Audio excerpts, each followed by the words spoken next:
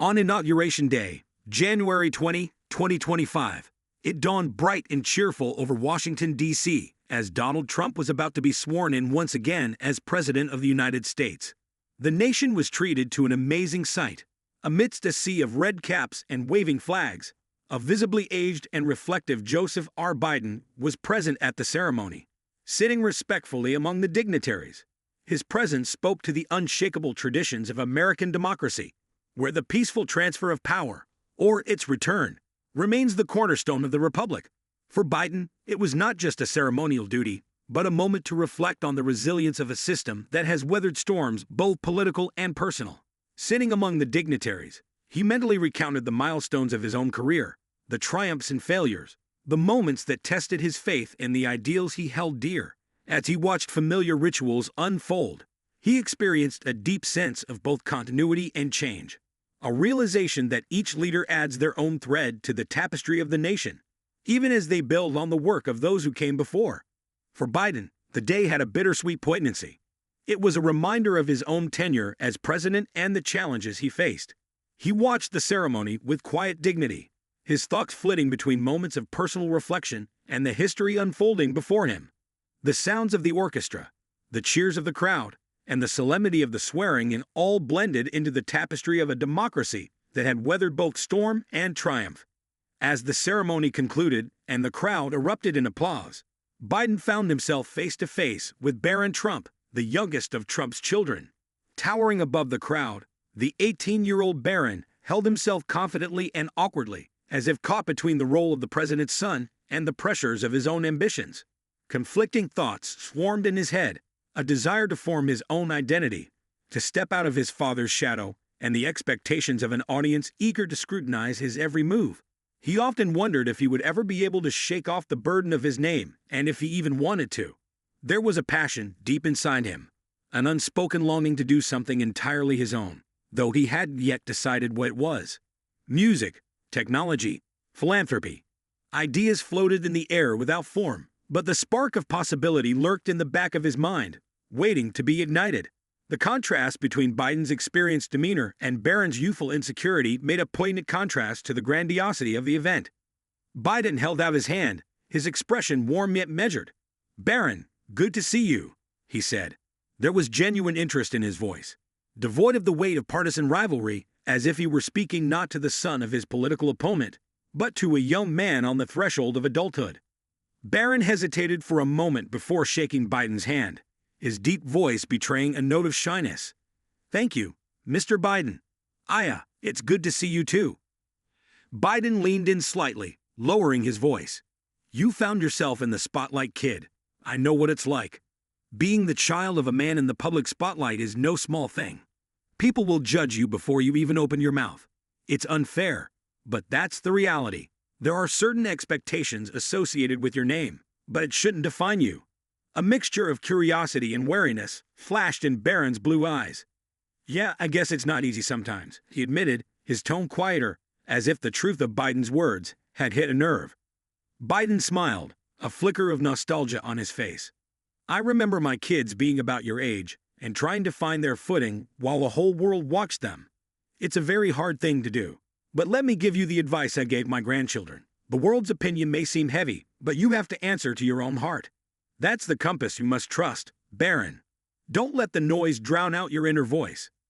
Barron nodded slowly, his tall figure slumping slightly as if the weight of the moment was weighing on him. "Thank you, sir. I'll remember that." There was gratitude in his voice, mixed with the uncertainty of a man still finding his way. Biden straightened, his gaze softening. "You have your whole life ahead of you, Barron. Use the platform you've been given to do good. Not for your father, not for anyone else, but for yourself and the people who need it most. That's how you'll leave behind a true legacy. And believe me, the world is always watching you. But it's your quiet moments, the ones away from the cameras, that define who you are." The elder statesman's words hung in the air like a thin thread, weaving an unspoken bond between them. At that moment, Barron felt a quiet heaviness, as if the weight of Biden's advice had been placed squarely on his shoulders. He felt an unexpected sense of approval, not as the president's son, but as an individual whose potential was recognized by a man who had seen the heights and burdens of power. This connection awakened in him a determination to think about the kind of legacy he wanted to create, a legacy defined not only by his lineage, but by his own choices and character. Before Barron could respond, the moment was interrupted by a Secret Service officer signaling Biden to return to his seat.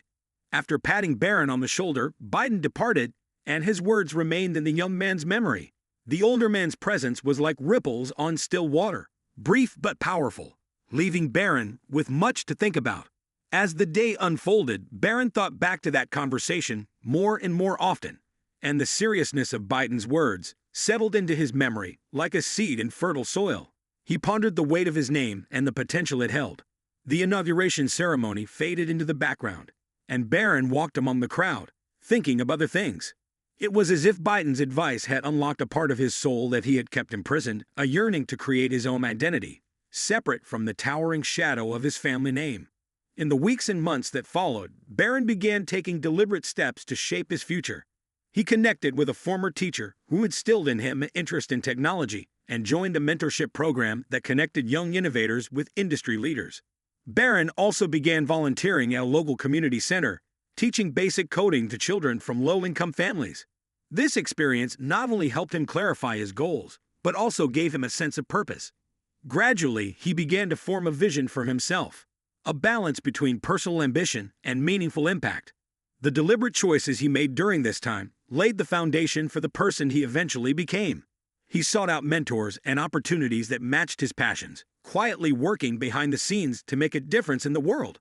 Biden's words became a guiding principle for him, a reminder that true leadership often comes in moments of introspection and humility, not grandiose gestures. Decades later, Barron would talk about that moment to his children, calling it a turning point in his life. He often attributed that brief conversation to the deep introspection that shaped his path. Inspired by Biden's words, Barron not only pursued his passion for technology, but also started a foundation that promotes youth education and mentoring. His relationship flourished as he prioritized authenticity and empathy, traits he began to value after that meeting. It wasn't just advice, he said.